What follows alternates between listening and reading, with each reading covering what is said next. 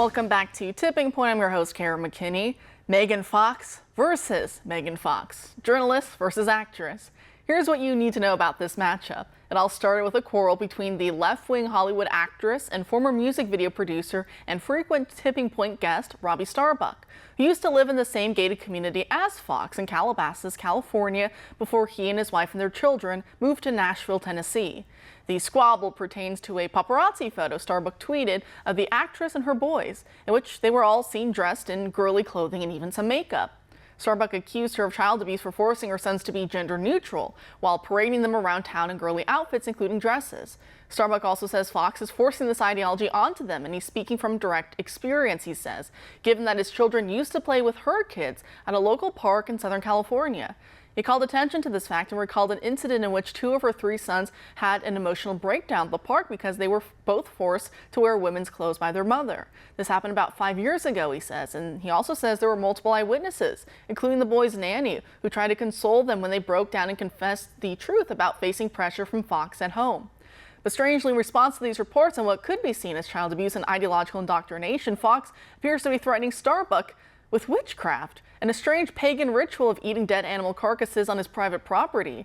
Indeed, she posted a picture of a naked woman eating an animal carcass online and wrote, quote, "Me outside Rob Starbuck's house," end quote. Starbuck says the coast is clear for now, but who knows how long it'll stay that way. And crazy enough, many fans are defending Megan Fox and is attacking Starbuck with hateful messages about how he must be transphobic for expressing concern about the well-being of these kids. People are personally calling him transphobic and evil without even a hint of irony. And as one might predict, the mainstream media is on Fox's side too, despite her overt efforts to force her sons into dressing up as girls, and despite her comfortability with publicly threatening anyone who says her parenting strategy might be abusive. Joyce and I discuss all of this, which she writes about in this recent piece for PJ Media about the witch Megan Fox is journalist and broadcaster Megan Fox, aka the other one. Megan, thanks for being here tonight. Thanks for having me, Kara. How are you? I'm great. So what do you make of your foil? I guess I'll call her your foil's response to what Robbie Starbuck is alleging here.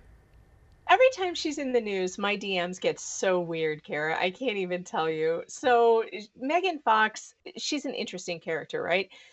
We've seen her in the news, talking about being a blood drinker and doing blood rituals with her weird boyfriend who's just as equally bizarre as her, Machine Gun Kelly. This is just that typical Hollywood thing. I think they do it just to shock and upset people. But there is no chance, let's just say, there is no chance that a woman has 3 sons who are gender nonconforming. That is just absurd. And she admits in several interviews that she had known her one son was gender nonconforming since the time he was in the womb, her womb, Kara. I've had 3 children. I have never known anything about any of them while they were in the womb, except for one of them liked burritos and the other one liked to kick me directly in the bladder. That's it. That's like all you can figure out when you're pregnant with a child. So it's disingenuous of her to tell anyone that, oh, you're using my children as some kind of ploy to get famous or attention, when she is clearly using her children to get attention. She is the one doing that. She is the one bringing them out in public, dressing them like this. And let's be totally honest, she has no daughters. The only chance that those boys would have in coming across girls' clothes, girls' tutus, all the stuff she's putting them in, is if she bought them. So she is doing it, and she should stop denying it.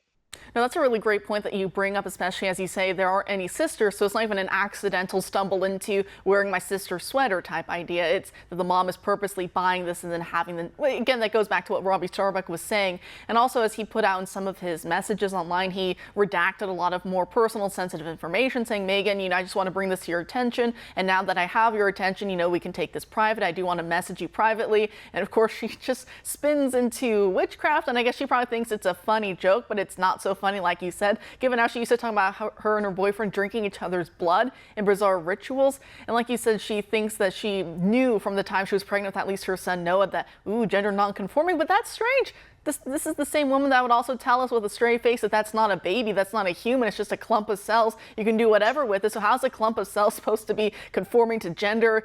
Is it even a person? The left would tell us no. We obviously know that these are, people from the time of their conception. But Megan Fox and her crowd would tell us not so fast.